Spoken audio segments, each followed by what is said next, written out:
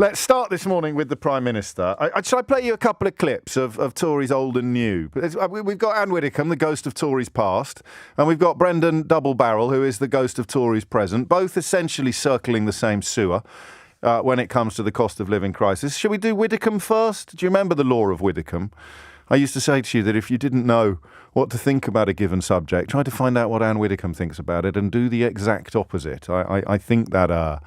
I think that still stands, although thankfully she's rarely seen out in public anymore. I don't know why some television producers decided to book her yesterday, but she clearly hasn't mellowed in her old age. Here she is, in danger perhaps of choking on the milk of human kindness. What do you say to consumers who literally can't afford to pay even for some of the basics if they've gone up the way that cheese sandwich has with all its ingredients? Well, then you don't do the cheese sandwich. We're talking about basics. We're talking about absolute basics and staples. We're talking about own brand pasta. You're talking about bread. You're talking about families who cannot afford to feed their children. There's a story today about mothers who can't afford formula milk, so their babies are literally starving at the moment. And so the government We've been through this before. So the government shouldn't be doing anything. Because we've been years you would let the children go hungry. Because we've been decades without inflation. We've come to regard it as some sort of given right. Which is should the poorest and most vulnerable be helped out more when it comes out? They are being helped out. But especially on the idea of food. I mean, they are being helped. Anne Widdecombe there. There aren't any words, really, are there, at a time like this? You can't afford a cheese sandwich. Well, don't eat a cheese sandwich then. I think she calls herself a Christian, doesn't she? I don't know whether Brendan Clark-Smith practices any religion at all. He is the MP for Bassetlaw, and he was on Ian Dale's programme. Was it last night or the night before? He was on with Ian Dale earlier this week. There you go. He was on with Ian Dale earlier this week. And he too is someone who almost defies description. You know, Heinz baked beans, say the price has shot up at that and people say, oh, this tin has gone up by 50% or whatever. Buy the Tesco value one. No, but they don't taste the same. Brendan Clark-Smith there suggesting that if you can't afford baked beans, you're probably unaware of the Tesco value option. I think we should pause for a moment. We're going to talk more about Rishi Sunak than we are about Brendan Clark-Smith or Anne Widdecombe. But I think we should just pause for a moment to reflect upon how horribly detached you have to be, not necessarily from reality. The phrase out of touch is going to pop up a lot this morning, but it's worse than being out of touch. Being out of touch is forgivable.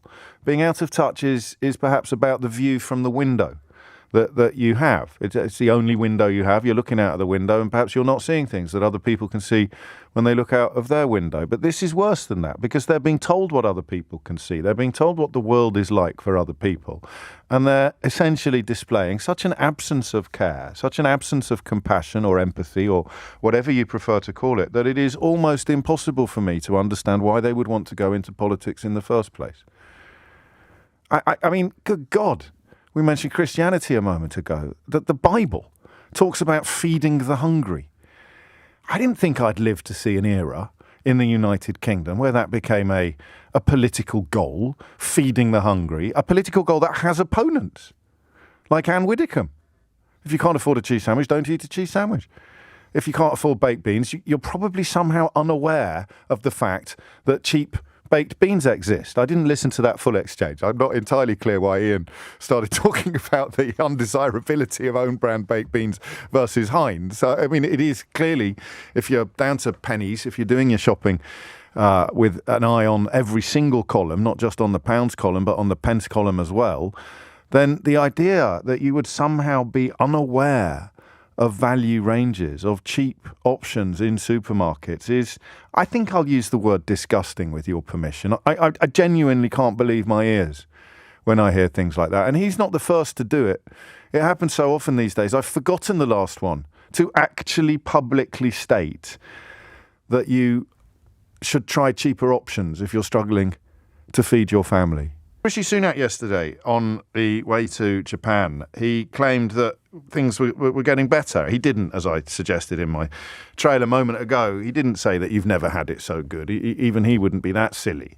But the attempt to portray the economic situation as positive, it really stuck in my craw. claiming that people's household incomes were hugely outperforming expectations despite the cost of living crisis. Listen, I'm out of touch as well. I'm nowhere near as out of touch as Rishi Sunak. Even if I won the lottery, I would still be a long way away from being as out of touch with Rishi Sunak. But I don't feel, I can pay my food bills. So that makes me out of touch. We talk about what the phrase out of touch means. What is wrong with these people? And what to you does the phrase out of touch mean? Because he speaks like a banker. He talks about, for a start, they talk about forecasts being completely rubbish until they like them. So now he's talking about how the forecasts are actually being revised upwards. We've been told that things aren't, the big international economic watchdogs are telling us that things may not be quite as bad next year as they told us they were going to be, no matter that we're still estimated to come 20th in the G20 for economic growth and 7th in the G7. But I don't understand how anybody could sit there with a straight face and tell you, as someone who is struggling with high inflation, someone who is struggling with the cost of food, someone who is struggling with the cost of energy, that there are lots of signs that things are moving in the right direction. There are lots of signs that things are moving in the right direction. Asked to name Brexit benefits, this teetotalist man suggested that beer and sanitary products are cheaper. I don't think that's true. And even if it is true, there's 150 pubs closing in the first 3 months, closing forever in the first 3 months of this year alone.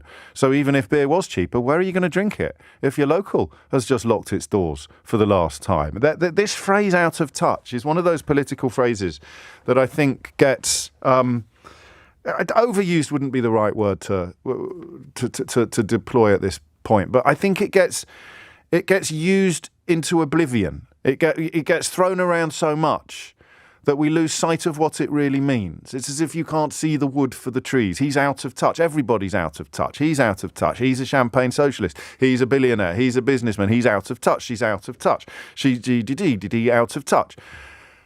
What does it mean when a prime minister looks at an absolutely abysmal economic landscape where people are struggling to stay afloat? It's not the fact that he's so rich. There is.